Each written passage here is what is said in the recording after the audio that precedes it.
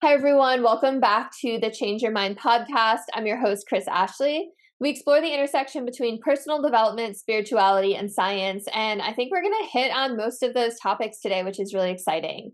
We're going to talk all about receptive brain states and the power of the heart and the vagus nerve and just tying all that spirituality back to the body. So it should be a really fun episode. First, a couple of announcements. Head to the links in my show notes. You'll find links to my free masterclass that happens every few weeks, links to free downloads, of course, a link to my book, Change Your Mind to Change Your Reality, ways to work with me, courses, coaching, ways to connect on social media, and of course, ways to connect with my guest as well. Hi, I'm Kris. When I was younger, I went through trauma that caused me to feel broken and lost. But my life changed after I had a spiritual awakening. Since then, I've dedicated my life to studying and learning from masters all around the world that have helped me to create a life of fulfillment and abundance beyond my wildest dreams. Now I'm dedicated to sharing everything I've learned so that you don't have to suffer for decades like I did. I've seen people's lives completely transformed, and I share it all right here. So speaking of my guest, with me I have Kate Graham. And Kate is a shamanic oracle who has done over 4,000 readings and developed the Empath Energetics Intuition Development and Archetypal Self-Healing Program. Trained as a hypnotherapist, yin and restorative yoga teacher, Thai yoga massage practitioner, aromatherapist, reflexologist, and shamanic practitioner, Kate uses her experiences to teach people how to trust their own bodies and hearts. She has also worked on an alpaca farm, lived nomadically in a van, and moved to the Scottish Highlands to pursue managing a retreat center, all in the name of intuition. Kate helps people explore their subconscious beliefs and is passionate about how to create an experience of deep, radical transformation. So welcome, Kate. I'm so happy you're here. Thank you. It's so nice to be here, and so interesting to hear someone talk about you in the third person. It's always so fascinating to have yourself reflected back to you. Especially when you're like, wow, I've done a lot. Yeah, that's exactly what I was just thinking. I was thinking, wow, I gave her a really long list. I know, it's funny. It's like these bios, they end up in the show notes, but we don't think about people like reading them out loud. Sometimes people give me really long ones, and then I'm like, I'm gonna read like a quarter of that out loud, and they're like, I like the alpaca farm, so I had to get that in there. I'm an animal lover. Yeah, I have a hard time keeping that out of my bio as well because it is quite a unique experience, and I'm also an animal lover. I think most sensitive folks are. Yeah, animals are the best. Yeah, we actually just had to reshoot this because my dog was there. He goes again. All right, I'm gonna ask you a question so you can talk and I can mute. Um, the question I'm gonna ask you is how I start the same. I start all my episodes the same, and I ask my guests what their origin story is. So, what led you on this path to get all these amazing credentials in the first place and want to go into this work? Please tell us your story. Yeah, thank you. It is a really interesting story. And for a while, I would always answer it differently depending on who asked me, the context, like which skill did they know that I have, and what was the origin story of that specific skill? When did I decide I wanted to do Thai massage, work compared to shamanic work? And the answer can kind of be different per modality. But the overall one, that I say kind of jokingly, but kind of not, is that, I was suffering. And so, of course, when you're suffering, you look for solutions to that healing, or to, areas that you're looking to heal anyway. And when I was in college, I had all these psychic dreams. And these dreams I didn't realize were psychic at the time, even though that had happened my whole life. I sort of would just brush it off a lot. And I kept going to this place in my mind where I was older and I ran this retreat center and there were these goats and things and I was so peaceful. I was always so relaxed and it was like this respite from my life, which I personally felt was really stressful. And no one around me really knew I was what they would call like really high functioning. So no one really knew how, like, I was, devastated I was internally at that time in my life. But these dreams, they kept coming to me and they kept bringing me this like source of happiness. And I felt really connected to that version of myself. And so I sort of reverse engineered based on a series of psychic dreams. And then over time, obviously enough things have lined up with me following my intuition. that this opportunity opened up to office manage a retreat center that I end up doing some of my shamanic work at. And so that's what brought me to the Scottish Highlands. And I would also say, I know this is a long winded answer, but I would also say, I think my mom, growing up, she had a chronic illness. And when I was in my preteen years, I had seizures. So there was sort of some more serious medical things that had me going, how come we don't have answers for this? When I was really young, and I was really inquisitive. So it really was also, I think, a personal thing of wanting to get the skills that I felt, maybe could help unlock some sense of yeah, higher health for my loved ones and myself as well. Thank you so much for sharing. And, I love that. It's almost like you got a glimpse of the timeline that, like, got a glimpse into another timeline, and then you aligned yourself with that timeline. Like you quantum jumped onto that timeline, which is pretty amazing. Yeah, and now I'm Um, doing yeah. another one, which is even funnier. It's like another 10-year decade is it's just kind of downloading in, and I'm realizing, oh my gosh, I've got another 10 years of the same quantum leaping, but in a new direction. So it feels exactly how you described it. Yeah, that's really, really cool. And I appreciate your answer too, because, part of the reason why I ask everyone to share their origin story is because everyone kind of has the same origin story, right? It's that they were suffering, like you said, and they got to a point where they had a choice to make. They could either stay in suffering, stay in victim mode, kind of just give up, or they could take charge of their life and be like, something has to change and start seeking, right? And I think that that's so inspiring for listeners to hear, because everyone's story is unique, but it all has that same underlying theme to it. And I think it just inspires people that they can do that with their own life if they're in that rough place right now. So I appreciate Absolutely. that a lot. Yeah, I was just talking about that with my father this morning, actually, because I'm here visiting Canada for the holidays, and he was talking about someone who he plays hockey with who was really grumpy, and I went, "Wow, they've committed to misery. They've committed to grumpiness. That's their, that's their choice." And I went, "Can you imagine, needing to work out your aggression on like a local hockey league?" And he went, "I really can't. I'm so glad that's not my life." Yeah, Totally. It's but there's a lot of it's people who so never make real. that choice, yeah. Yeah, and it's a choice. It's absolutely a choice.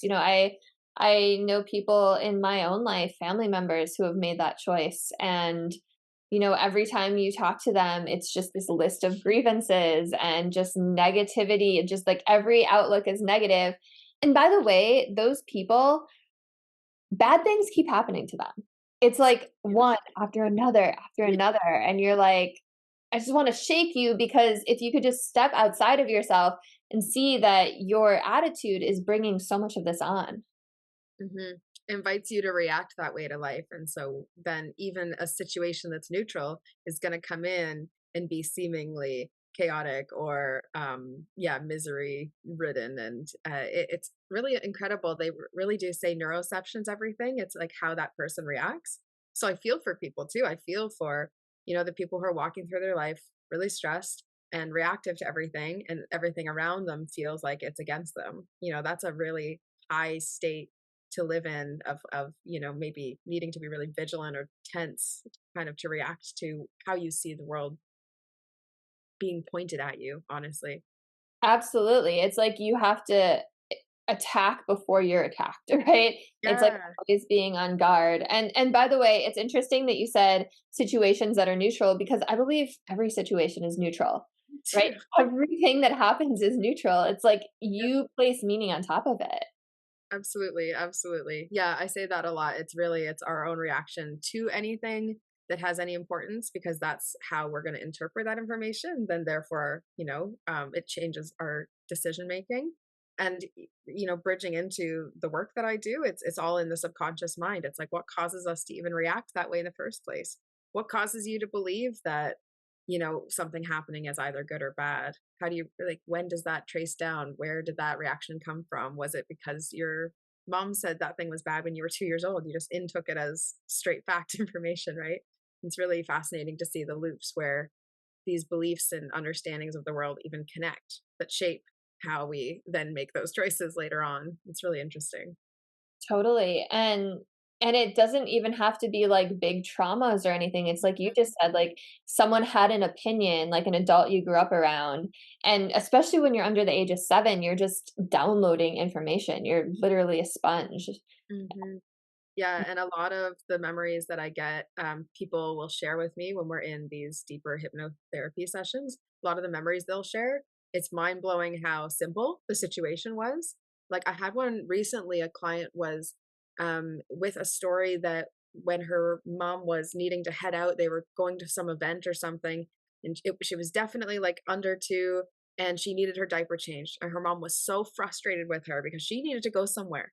And how dare you get in the way of, oh, I was just about to leave the door. And, so that could happen to any mom anywhere, any parent anywhere.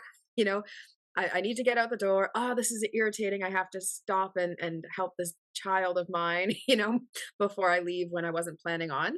It could happen to anyone. And what she actually took from that on a subconscious level was that her existing was inconvenient to people. And it was such a massive root, and it was such a simple situation. It's not like you're going to go back to your mom and say, you really should have fixed that behavior because, mom didn't mean anything by that. That was just like a moment. It's amazing how incredible, actually, how vast all of the different beliefs then come out of that. If you just understood at 2 years old that you existing and having human functions is kind of inconvenient for others, you're then trying to withhold everything. Now this client has gut issues today. And it's like no surprise. That she would be like holding a lot of tension in that area, worrying that it might upset someone, but totally subconscious, totally wasn't known to her before that session.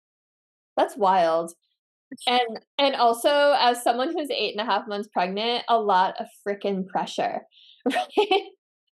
Just gonna Um, happen. It's okay. You'll mess up, yeah, and they'll heal through it. yeah, and then when the kid's, like, 25, she'll get hypnotherapy and figure out how I screwed up her life. Yeah. Um, I have a friend who had a similar story. She actually has had a couple similar stories, but she always would tell me, like, "I have the worst birthdays." Like, every year, like, my birthday is, like, super depressing, bad things always happen, and I don't know how she came upon the memory finally, if she was, like, doing some somatic work or something, but when she was, like, maybe, like, 11 or 12, they had just gotten back from dinner, her and her family, and they wanted to light the cake, and she was like, "Okay, I'm gonna go change." And they were like, come on," and she was like, "Okay, I'm changing." And they lit the candles and started singing without her, and she just like, she kinda came out in the middle of it, and it rooted something in her. I don't know, like, what the actual belief was, but it was something about, like, her birthdays weren't important, or, that she wasn't the priority, and ever since then, she had bad birthdays. And then she had that belief, right? She would say, "All my birthdays suck. They're always bad." And so, of course, she would just, like, keep manifesting that, and, hopefully this year it'll change. But, yeah, it's Yeah. wild. It's so That's crazy. like the old folk tale, like fairy tale version of a curse. That's like actually what you're doing, right? It's just being like, I am cursed, therefore I am cursed. And so now the rest of my life, this curse is upon me. And so every year, the same time, you expect the curse, you look for the curse. Where's the curse hiding? Oh, I found the curse. It was behind the door the whole time. It's like you're looking for the curse to make it make sense, to make it true. Otherwise, the other things were just bad happenings, and it's difficult to be with those emotions. Yeah. I spoke about that last year in talking about how it's important for us to be receptive in order to even get clear intuition, to get a clear sense of how things are. So we're not influencing it with all these the beliefs that are coming up. And one of the things that I find really interesting about people is that they're like, when they're really sensitive, they don't actually want to feel the fullness of the feeling, so Mm. they'll do anything to kind of try avoid the depth of that feeling. And that's kind of a similar situation, right? Maybe she didn't really want to feel, I mean, I don't know, your friend, of course, so this is like we'll remove her from the actual situation now, but it's almost like, okay, wonder if if that a bad birthday was such a hard feeling to actually go back to or to fully feel, that it's like we're just going to try and avoid it, like go right back from that. You're going to see it as bad so that way you don't have to deal with something being bad again and that same feeling coming up, if that makes sense. Like for it to rise up again would feel so intense. So if you pre-label it, you already know what you're getting, and then you can kind of work with that a little easier. That makes Also sense. avoid the Like a real defense feeling. mechanism. That Yeah, yeah. Like most things that we do as defaults are kind of, yeah, defense mechanisms, right? We're just trying to live, trying to stay alive. Yeah. It's so fascinating how the human mind works because, like you said, when you actually look at these scenarios, they're so simple, and it's so obvious that, her family didn't mean anything by it, or that mother that you were talking about didn't mean anything by it. But it's just mind-blowing how we internalize things and how we form these beliefs around things or try to cope with things. Yeah. It's wild. Yeah, all the creative ways that we work around our pains and things. And again, I think it's really interesting the amount of things people do to avoid feeling fully their feeling, and so then that subconscious belief system gets like really affirmed over time, right? It's amazing how it can get cemented, and then you're grumpy playing hockey at some point in your life. Hopefully not, but Yeah, hopefully not. At least it's taking it out in the hockey puck, right? Not yes, I a guess person. he said that this guy shoved someone, and I went, oh, I wonder where that came from. It was probably his 10-year-old self. Yeah, yeah. So what else do people do to avoid these feelings that you've noticed? I do notice a lot of people, actually, especially in the spiritual world, they like to label something with like something that feels a lot glossier to kind of remove themselves even from the situation. It'll happen kind of, what's like a label someone might use? They might label others. I hear this one a lot actually because of the Empath Energetics program, that people will label someone else as a narcissist and therefore then create this entire, like, they've got a whole villain in their life now. It's amazing. So then it becomes such a dramatic story. I think coming from the film world, so that's what I studied back in college, and what I first did was working in film. And I see this like dramatic storyline in a lot of healing work as well. It's like someone wants to be the hero, and then what does the hero come with? Also some martyrdom, because oh, no one really gets the hero, right? They have to have that kind of like separation from others. And then heroes have these major villains being like these narcissists, or that like awful step parent, or like there's always these like tropes of, or your boss or something. I don't know, they'll just make it to be like a fixation of what a villain kind of in their life looks like. And it in a way it's like choosing to also be disempowered, because the hero, it's like fighting against sometimes forces that they can't even rise up to. I always think about that. What if the hero actually just joined the local comedian, or sorry, not the local comedians, local community. Maybe they need comedians maybe to make people laugh, but it's like, what if they actually join the local community? What if they join the local forces who are like against these evils? It often feels like the hero is just some, like, rebel on their own. And it feels kind of like an orphany type of archetype actually that they do. I love that you just went there because this is something I talk about on my show a lot and in my work, and I love talking about it with people and hearing people describe it, and I've never heard it described as, like, the hero's journey, but that's such a fantastic way of putting it because, psychology even tells us that people don't want to admit that they're wrong, right? Like they will do anything to place blame on others where everything that happens was someone else's fault. It was an external event or circumstance or situation. Like they're the victim. And when people stay in this victim mode, like you said, there's perks to it, right? They can be the martyr. They get to avoid feeling guilty. They get to avoid taking accountability or responsibility.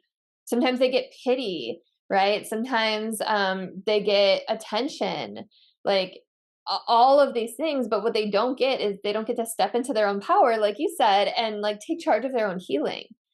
And it's something that I've seen so much in the past few years, so much, especially with social media and everything going on. It almost feels like the world rewards victimhood right now.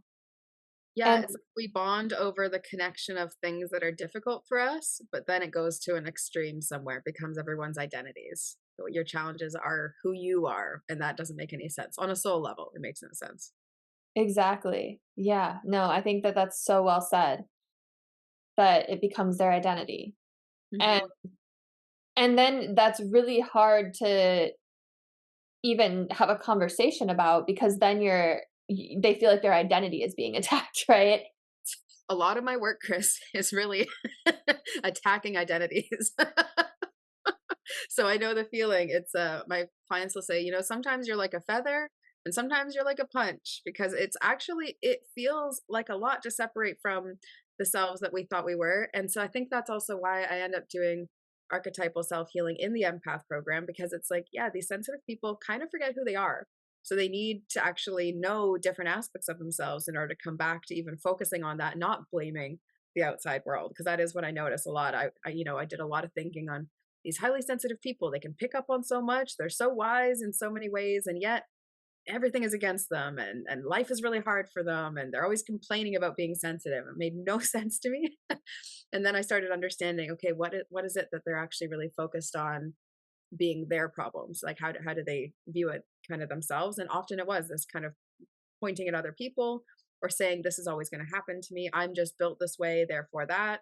And so then when we do this archetypal work, we do shadow work first to get out the gate and really look at, hey, what are these things maybe that you're not quite admitting to the fullest of yourself that are challenges. And then the light work, you have to clear even deeper shadows. The light work itself to actually lighten up in life, to really get up to any more energy and to be more of yourself. You've got to deal with those things that were unknown and holding you back, because otherwise you would have already cleared them. Because why wouldn't you just want to feel better and want to feel lighter? But we Yeah. really don't know the stuff that actually holds us back from the light. That's to me such a darker shadow than people talk about. And then after that, it's legacy work, because again, it's also too about like the impact we have on others. And I think if you're just so busy pointing fingers at what's outside of you and you don't take that journey inward, your own heroic journey, like back to yourself, then you're always going to be looking out for the villain and be like, where's he hiding? What's he up to next? And it's like, man, what? Like, that's not really a way to live a life. Like, do heroes retire? Do they get to put their feet up at some point in life and enjoy this safe world that they've contributed to? Yeah, very interesting. Yeah, and I like that you were talking about the shadow work within the light, because it goes back to what your story, like, that woman probably didn't remember what happened when she was 2 years old, right? Yeah, Like, no, we don't. absolutely. Yeah, there's no way. So it's like we have to do that work and work with someone like you to figure out what's even there, right? Otherwise, it's just not on the conscious level. And then also to talk about the villain thing and pointing fingers, like, everyone's really a reflection of you anyway. Yeah. So, like, these people are showing up in your life if you have quote unquote villains to show you something, to teach you something, to give you a mirror back to an unhealed aspect of yourself. So, life is really happening for us. We're not victims of anything. Yeah, and it's amazing to me actually when people get so far away from their human heart and that they struggle to actually feel sympathy or empathy or compassion for their villains as well. Like that's something that I always found really fascinating, is when some offense or atrocity may come my way in life, as it does, as it happens, people hurt us in life. I would often be like just immediately trying to understand how that person could even come to that place to hurt me, that I was, not even really tending to my own feelings. I was like, wow, why is that person really acting out? Someone should give them a hug. Not me, maybe, but someone should give them a hug. And I would try and think on, I wonder what they lacked in their childhood or blah, blah, blah. And really, it's still not serving myself, because then there's also my feelings at the end of the day even. So there is also a balance, because I'll see some people with that imbalance who will come in so sensitive to everyone else's issues, they actually don't even have an awareness of where they're at in their own feelings. So we were talking about that before, is like, what's even the point of all these things, these receptive states? It all brings you back to the body, because that's actually such a wise meter for how you're reacting to anything, how you're dealing with anything that comes your way. Yeah, absolutely. And I just want to echo what you're saying. Like, when people are lashing out at you or causing you pain, like, they're usually coming from a place of their own pain and fear. And it usually has nothing to do with you, right? Absolutely. Yeah. Okay. So, talk to me about bringing it back to the body. You just said the body is a great meter. I'd love to hear more about that. Yeah, it's such a fascinating thing with the way the world went for a few years there with the pandy, because before that I was doing in person body healing, right? So my laundry list of Thai massage and aromatherapy and reflexology and all these things I had this beautiful little in-person healing space that I was like less than a year into business, but I'd been serving out of my living room before, so I was like just really working with people and wanting to give back in that way. And what I noticed when I was working with people is that they'd want to talk to me. And I went, oh, I'm not really trained to talk. I've just got all these other skills. But as I was working on someone, I might, be working on their foot and a song would kind of start coming into my head, or I'd be working on their heart and I'd really feel something that had gone on for them emotionally, maybe years prior. And if I would describe it a little bit, they would really see themselves in what I was saying. And it really shocked me because it was so not logical. And I come from being in like gifted programs and trying to be quite analytical about everything. And it really was like, ooh, I don't have any reason to believe this, exists. But this thing kept happening. And people, they'd see me for 2 hours and they'd want at least half an hour of that to be us just talking and connecting. It wasn't, any of these trainings that I was certified for. Then the pandemic hit. And I went, oh, I've got to move everything online. I can't touch anyone anymore. I can't do this hands-on work. And so I started actually just intuiting and reading into what was going on for people. And as actually, it's so fascinating how it's worked really in the timing of my life and career. I think it's given me a really unique lens on things because I built that empath program, was able to learn so much more about the subtle realms, the energy, and then now being able to work with people again, I'm realizing how it all draws back to that place. And that actually, if I'm talking to someone over Zoom doing this empath work, but they're so stressed out and they're so distracted with what's going on in their life. And, I'll have like people's kids will come in and be like, oh, I want to show you this toy, like in the middle of a session or something. You'll have all these distractions and all these things happening. If you're not able to actually take in for yourself what's going on in your body and to have a felt experience, it's going to be really difficult for you to build a belief system.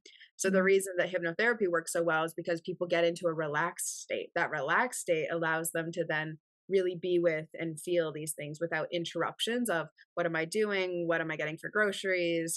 My foot hurts, whatever the thing is, any of the distractors. And so that's like the through link that I've found now. Any of the things that I can do online is all about myself also being in a relaxed and receptive state. I can't really go on a shamanic journey if I'm tapping my foot and hiccuping or something like that. It'd just be so distracting. I wouldn't be able to like kind of go and let my mind drift to where it needs to be. And I think like even in times where people don't do any of this type of work, I say my father, he's like accidentally enlightened because he'll drift off, staring through a newspaper or something like that. And it's in that drifting off space that he gets, the clarity, the wisdom, the solution to whatever thing that, you were thinking through. But to me, it's like you're still not going to get that unless your body's actually relaxed. And so what happens to all these villains?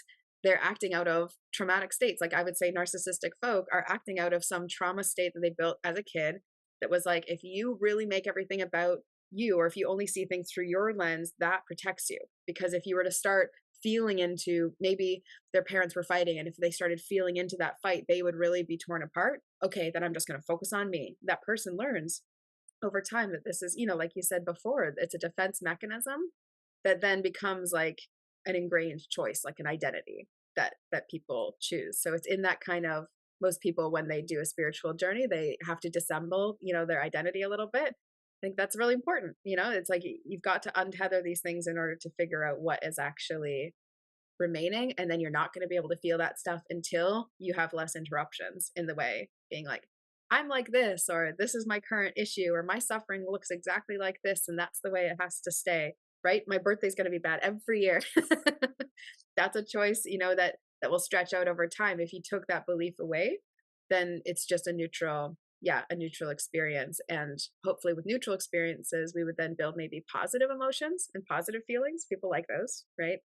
And so over time, I realized how everyone I worked with, unless they were in a relaxed place, they weren't going to like come to that feeling of, I trust myself, I know what I want to do, or I can get through that trigger, or this situation makes it more sense to me. Like, honestly, whatever healing mentally, emotionally that people are doing, it always happens from that place of actually being able to relax and receive. And that the way that we like are in our especially our Western world, the way that we are in this like modern age is quite reactive and quite responsive to things, and so it breeds a certain level of like sensitivity because I think we're just processing a lot more. You know, think about the amount of words and images people see today compared to like in medieval times, you know? Absolutely, yeah. Right? That's a lot to actually intake and process. And so if I could help everyone in the world, I would help them, like world leaders, you know, get into relaxed state and receiving states. And then you're able to actually intuit what feels right, what is best. Making choices, you have three options. One's going to feel the best, but how do you feel your feeling if you're not able to be in your body for long enough? If you're not relaxed and you have again all these interruptions. Yeah, and that makes absolute total sense, especially when we're talking about tapping into our intuition and reprogramming our subconscious and all of those things. Like there's so much noise happening, right? Mhm. And unless you get quiet, like how could you possibly hear what's really going on?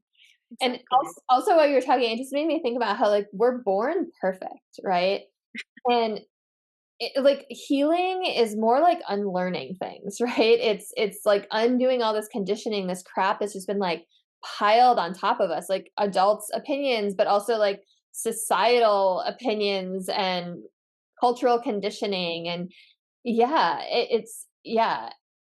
Like, I think when you were talking about, like, how there's so much more going on, I was thinking about, like, walking down the Las Vegas Strip or something, where it's just, like, lights and billboards and people and cars, and it's just, like, chaos. Like, of course, it's hard to get down to your true inner self with all of that happening. It's like the world's, like, screaming at you. Absolutely. I even think that like down to a day to day, you open your cupboard and there's like six boxes of cereal staring out at you. And you just think, man, I'm taking in, you know, tricks are for kids. I'm taking in Honey Nut Cheerios. I'm taking in, oh, is it a granola day? And it's so many pieces of information. Whereas like in the past, you'd be like, oats, oats is all we have. I'm gonna eat that boar. Yeah. Yeah, exactly. Exactly. So all these extra decisions that come into our lives, it's like we have a higher demand now for this type of work in clearing that subconscious because hey, there's a lot more sticking in there nowadays. I really do think. And then also just being able to relax people because I think we are really, really quite reactive, quite responsive to most stimuli. And it's not serving us collectively, globally, for sure. It's very distracting, like you said, you know? We don't Yeah. need more distractions. Yeah, absolutely. So, like you said, this all links back to receptivity and brain states and getting into that place where our nervous system can calm down.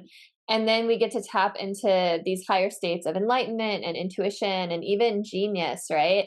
So, talk to me a little bit more about like the science behind intuition and genius, and I know you also teach about, like, the vagus nerve and stuff like that, which also has to do with calming the nervous system. So, I love to geek out on the science side as well. Absolutely. Yeah. So I like to geek out on like the story and the myth and the, you know, the psychological frameworks. And then I love also to geek out on the actual scientific, you know, the brain itself, how our nervous system works. When I first learned about heart mind, you know, heart brain coherence and also the idea of like energy transference that hey, when someone hugs me, we are actually doing a little energetic exchange and how sweet that is and how you know you hug someone who feels really calm and you end up taking that in and that idea of co-regulation it came up so much when I was doing Thai massage because I would feel like I was helping someone actually just unwind by sitting there in one hand on their back. You know, you really didn't need even more than that. That's why this, you know, compassionate touch has become a thing because it's as simple as just the transferring of your peaceful energy of your nervous system to theirs. You think, oh, if you had a really stressed out mother and you're a baby and they're like, you know, walking and rocking you, but they're really stressing about taxes or something, you're going to feel that compared to someone who's just like, wow, what a sweet baby I'm holding. It's just such a different energy. We Yeah. take it in differently. The vagus nerve, when that first came up into my awareness, I was really, really so excited that it was, you know, to me, whenever was reading about it, it felt like it was like a light switch on or off of this nervous system that we're trying to, you know, disengage, which is so, so reactive to everything. And to have an off switch for that and to tell people it's as simple as getting a hug or humming, you know, gargling. I don't know if you know this, but gargling water is like one way to stimulate and activate the vagus nerve into a state of relaxation. because I it would didn't be know that. I yeah, know it'd a be lot really about, hard to like, do that if swimming. you're stressed, right? You can't gargle water if you're stressed That makes because you'd be choking. Yeah. Yeah, yeah, totally Yeah. makes sense. Like, your body has to go from, panic mode to, like, digestive or whatever. Yeah. Yeah, yeah, exactly, and you have to be, like, relaxed enough to also, like, not just drink the water. It's a funny paradigm.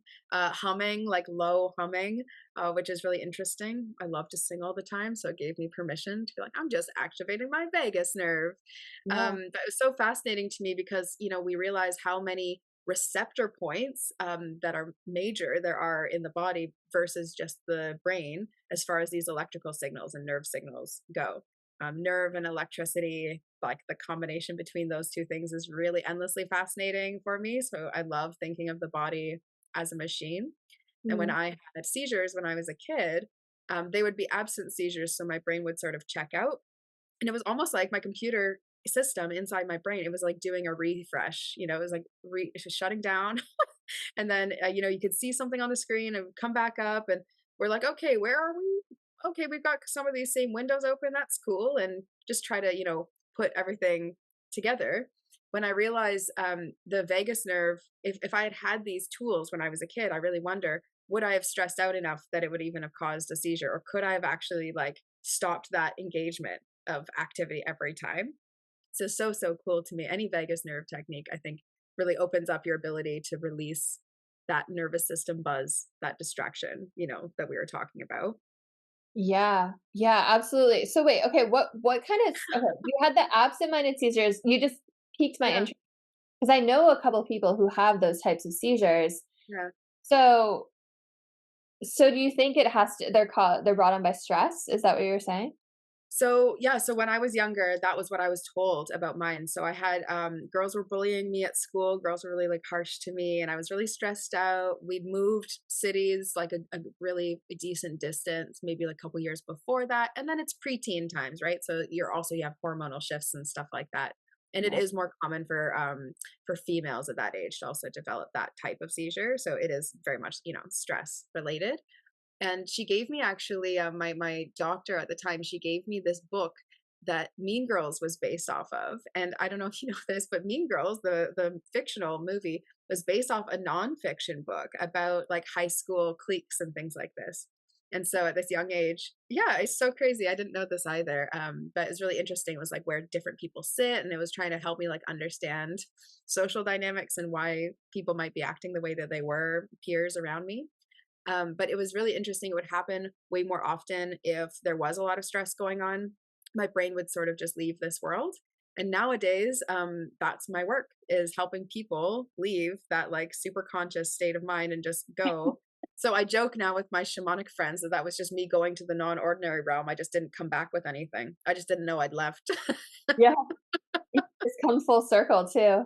Yeah, and it's common. I've met a few people who have these types of seizures as well, and it is really common for them to have shamanic experiences or spiritual experiences. And at that time, at that age, I was actually doing a lot of religious exploration, trying to understand what were my beliefs at that point. And it was all a solo journey. No adults around me really knew what I was doing. I was questioning a lot and trying to figure out how is it that I feel connected to divine and things. And so it's not surprising at all that I would develop some sort of extra tension overworking in my crown, in my third eye. This is the area that I was really working on healing. I was really, really active. Yeah, that's really Yeah, fascinating. That's super, super exactly. fascinating. Now you know why I'm so fascinated by the nervous system.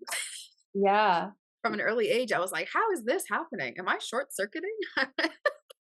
yeah, you're like, "My computer's rebooting, what's going on?" Yeah, exactly, exactly, yeah, and I would find any challenge that people come with in the body, I'm always trying to relate it to some, like, technological or sort of mechanical way of understanding things, just because I think it's helpful to see it that way as well as how does it feel or, what is it going through your body, et cetera. Yeah.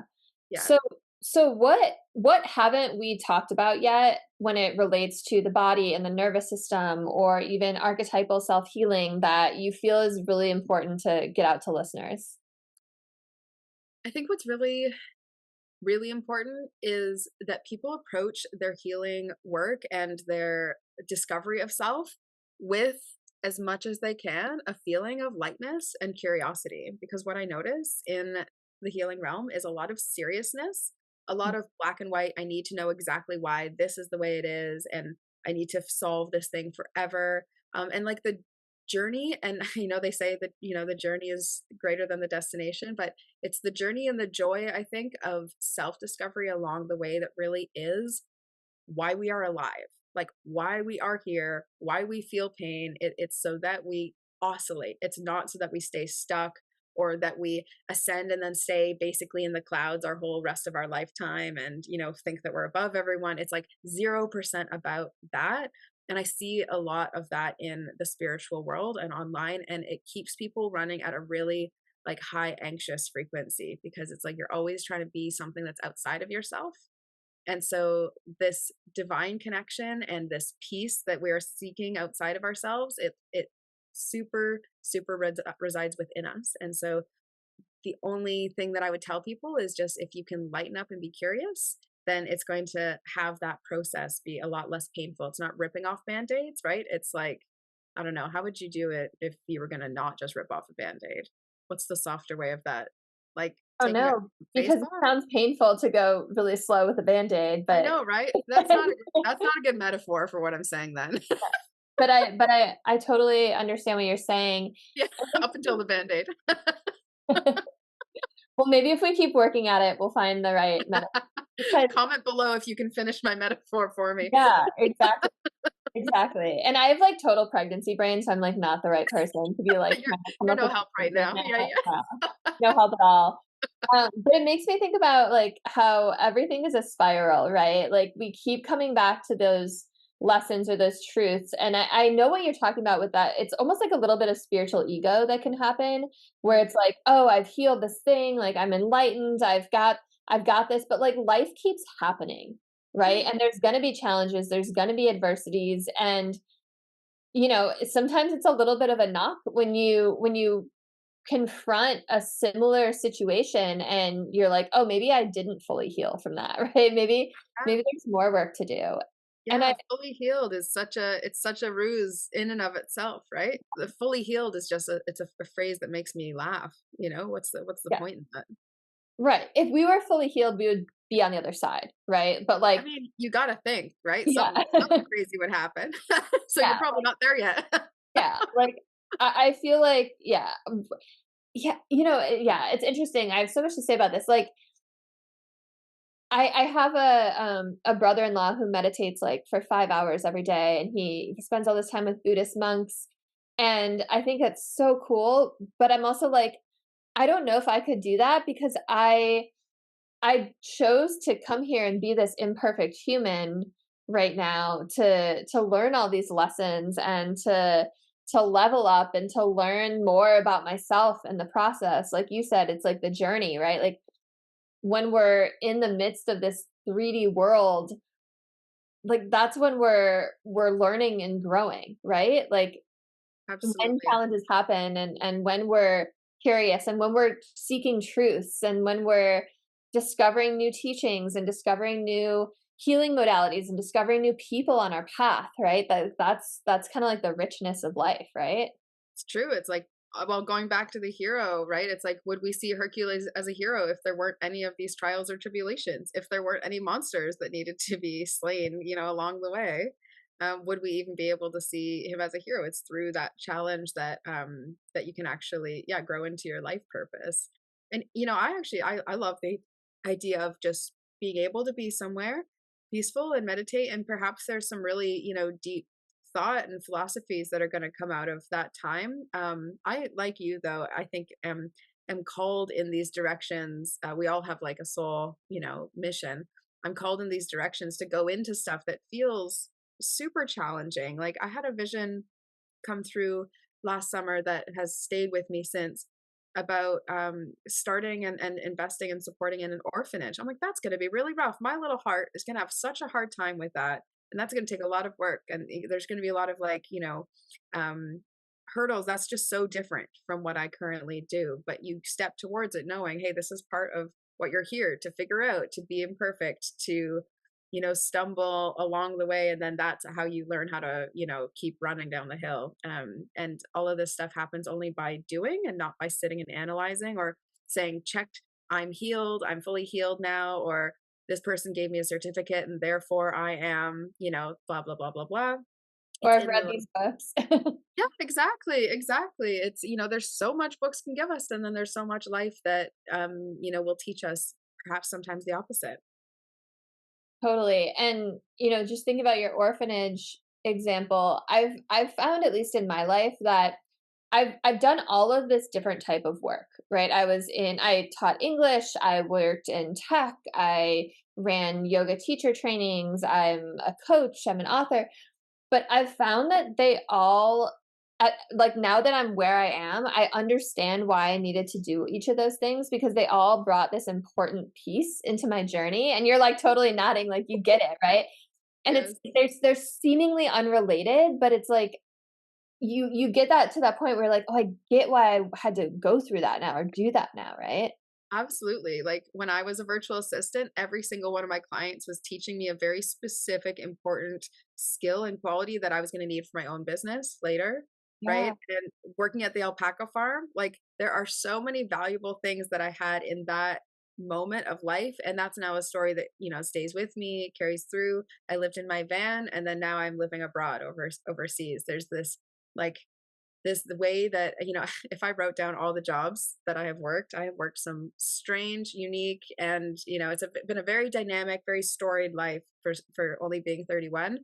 Whenever I look at that, I go, oh my gosh, I can't wait to see the next 5-10 years and how many things we can do with this one precious lifetime. So I'm similar minded to you, and similar frequency of the, like, I'd really like to also like squeeze every last drop of life and just keep going and just keep growing, and actually savor the juice, enjoy the juice, right? I don't want to wait for, whenever I've moved on to then sit and savor that juice that we've squeezed here. It's a constantly regenerating cycle. I run out in the fields, I grab the fruits, I squeeze them, I enjoy it, and then I'm back the next day. And so it's like actually getting all parts of the journey many times over is the goal. I love how you just said that. That was so beautifully said. And I think that's a great place to just leave it today, because I loved our conversation. Thank you so much for taking the time. I love your perspective. Everything you're teaching is fabulous, and I'm sure our listeners are loving your perspective as well, and they want to know how to get in touch with you. So let them know what your programs are, where they can find you, where you are on social media, all that stuff. Yeah, after a lot of debate, I decided I am going to bring back an Empath Energetics round. So, spring of 2024, I'll be doing another Empath Energetics round. It's like my signature program of doing all this wildly deep work, but in a, delightfully light-hearted way. Even though it's shadow work, it's light work that brings more shadows. It can sound kind of intense, but that's one of my favorite ways of working with people. And they can find me online too. So I'm at heartsfrontier.com, or on Instagram, I'm shamanic oracle Kate. And I'll be doing lots of art this year. It's something we didn't even touch on, because there, isn't enough time in any one podcast, truly. But I'm releasing an album of my ancestral pilgrimage story this year. That's my ancestors' poems I've made into songs. So it's a lot more of like the shamanic coming home to self journey. So yeah, lots of ways to interact with me. I'm on YouTube as well, so I'm sure we'll share the links and things below. So yeah, Kate Graham, Hearts Frontier. Ophelia Goodness is my artwork side of myself. And yeah, I was really, really enjoying our conversation as well. And if anyone from your sphere, if we want to talk again, I'm happy to do so. So thank you so much for having me. Absolutely. And yes, all of those links will be in the show notes. So if someone didn't get a chance to write them down as they're listening, you can always go back. And Kate's amazing. So go work with her. She's in the Scottish Highlands and has lived on an alpaca farm. I mean, come on. Yeah. Who knows where I'll be if we do a session? Who knows where I'll be in time? But my clients are fairly used to me popping up anywhere now. That's awesome. I love it. Thank you. And yeah, if you resonated with this episode, please like, comment, subscribe, share it with someone you think could use it, and be part of the community. And I'll see you all in the next episode. Have a beautiful rest of your day.